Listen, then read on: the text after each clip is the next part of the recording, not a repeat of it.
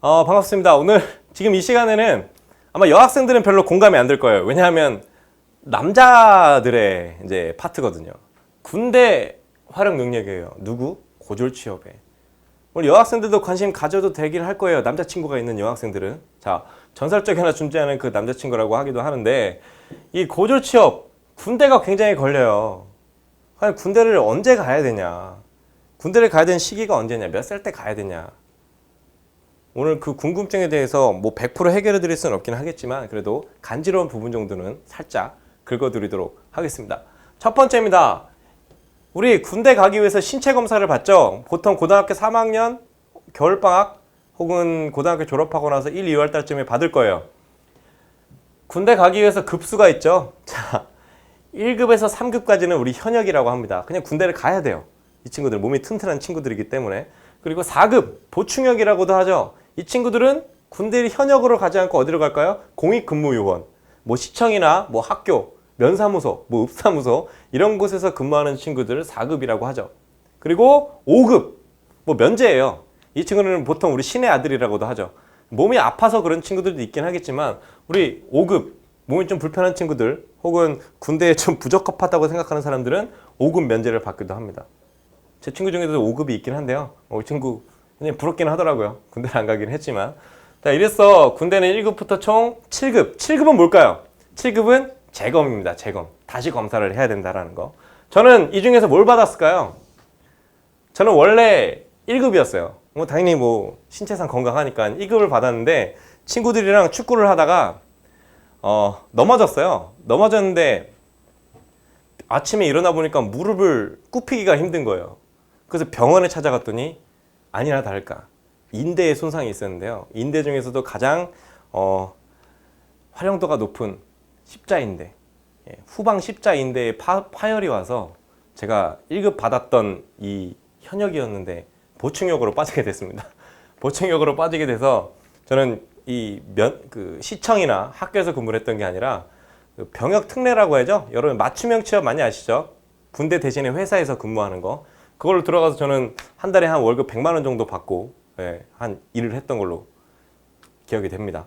그래서 우리 군대 1급부터 5급까지 한번 알아봤고요. 두 번째는 고졸 취업자는 4년 동안 군대 연기가 가능합니다. 근데 그것도 조건이 있더라고요. 5인 이상이 근무하는 사업장이어야 된대요. 5명 이상 근무하는 사업장에서 취업을 정식적으로 정직원으로 들어간 사람들만 4년 동안 군대 연기가 가능하다고 합니다. 근데 만약에 단기 임시직일 경우에는 이게 해당이 안 된다고 해요. 그리고 5인 이상이 아니어도 해당이 안 된다고 합니다. 여러분 나중에 취업을 할 때 정직원으로 반드시 전환이 돼야 될 건 당연한 거고요. 그리고 5인 이상 사업장이 있는 곳에 취업을 하셔야지만 4년 동안 연기가 가능하다는 거 알아두시면 좋을 것 같고요. 그리고 군대 언제 가는 게 좋을까요? 군대 언제 가는 게 좋을 것 같아요, 여러분? 군대는요, 저는 이런 걸 좀 추천을 드리고 싶어요. 만약에 재직자 특별 전형으로 대학을 가겠다는 친구들이 있다면 직장 근무 경력을 일단 3년 동안 풀로 채웁니다. 3년 동안 풀로 채우면 우리가 23살이 돼요. 그럼 그때 23살에 대학교 1학년으로 입학을 하게 되는데요. 1학년 입학하고 한 학기 정도 다니고 휴학한 후에 군대를 가는 거. 전 이거를 좀 학생들에게 추천을 드리고 싶어요. 왜냐? 군대 제대하고 나서 다시 돌아올 곳이 있잖아요. 학교라는 곳으로. 마음이 얼마나 편하겠습니까? 근데 만약에 그냥 고등학교 졸업하고 바로 군대를 간다.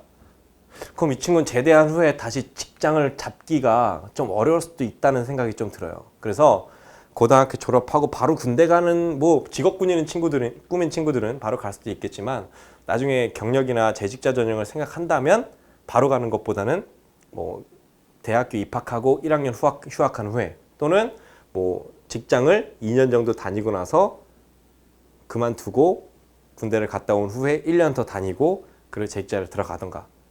또 이런 얘기들이 좀 나오더라고요. 이 학교마다 취업 부장님들께서 말씀이 좀 다 다르신데 남자들은 군대를 갔다 오잖아요. 2년 회사 경력을 쌓고 또 1년 10개월 동안 군대를 갔다 오게 되면 군대 갔다 온 게 1년 경력으로 쳐진대요. 그래서 직장 경력 2년 플러스 군대 경력 1년. 그럼 3년이 되잖아요. 이걸로 재직자 전형을 갈 수 있다고 합니다.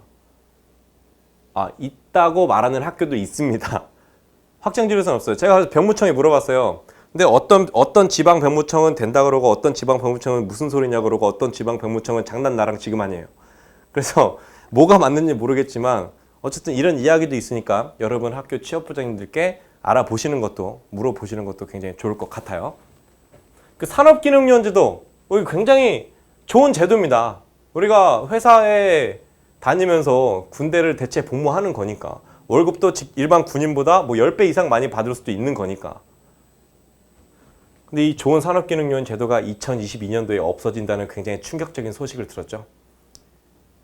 특성화 고등학교 학생들 굉장히 좌절에 빠져 있습니다. 그러나 여러분들은 좌절에 빠질 필요가 없잖아요. 왜냐하면 여러분들이랑 해당이 안 되니까.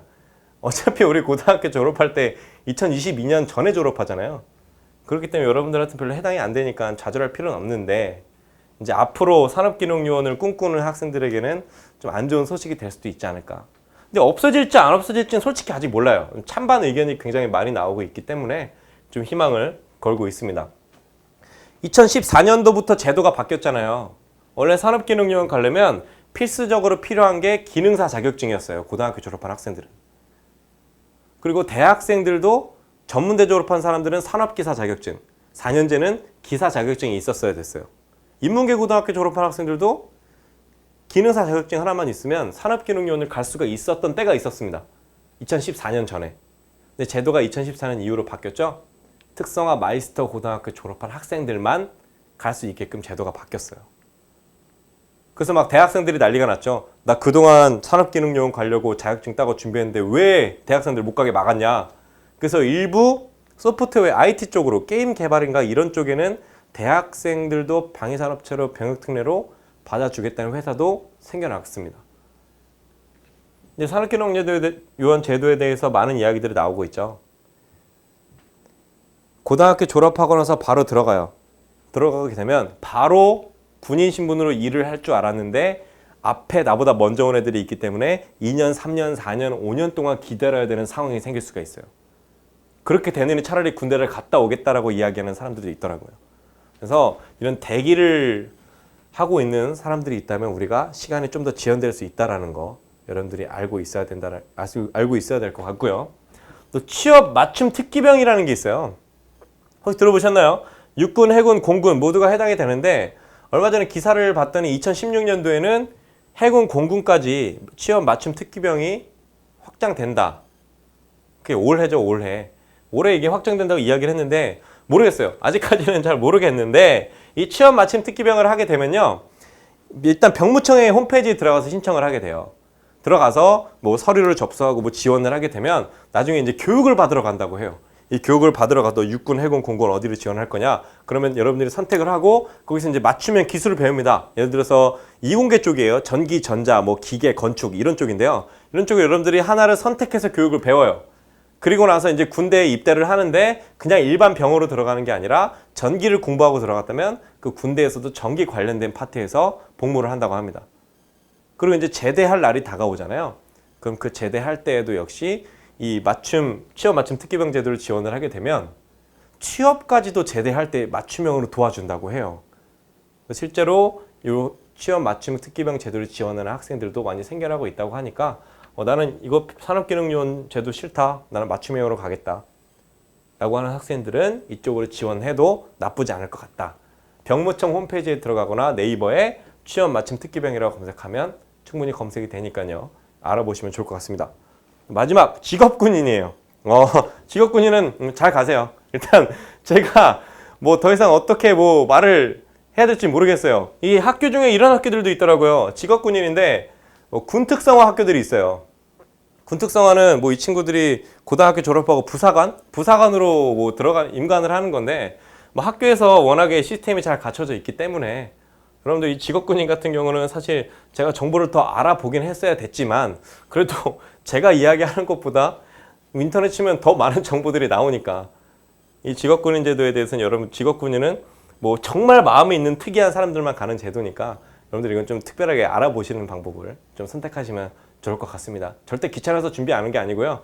사실 인터넷에 더 자세한 게 나와 있기 때문에 굳이 제가 준비하지는 않았습니다. 좀 양해를 부탁드리도록 하겠습니다. 자, 군대 활용 방법이에요. 여학생들은 그래도 관심을 가져주세요. 우리 남학생들 굉장히 안타까워하는 부분이기도 합니다. 이 군대 가서 거의 1년 10개월 동안 나라를 지켜야 되는데 이 여학생들도 이 군대 활용 방법에 대해서 좀 많이 생각을 해주시면 좋을 것 같고요. 남학생들 이런 다양한 방법들이 있으니까 아 군대 가야 돼. 아 나 군대 진짜 가기 싫은데 뭐 이런 생각 버리시고요. 군대를 어떻게 활용하면 내 경력이랑 내 커리어에 어떻게 활용할 수 있을지 많이 고민하는 시간 됐으면 좋겠습니다. 자, 이로써 군대 활용 능력 마치도록 하겠고요. 우리는 다음 시간에 다시 만나도록 하겠습니다. 안녕.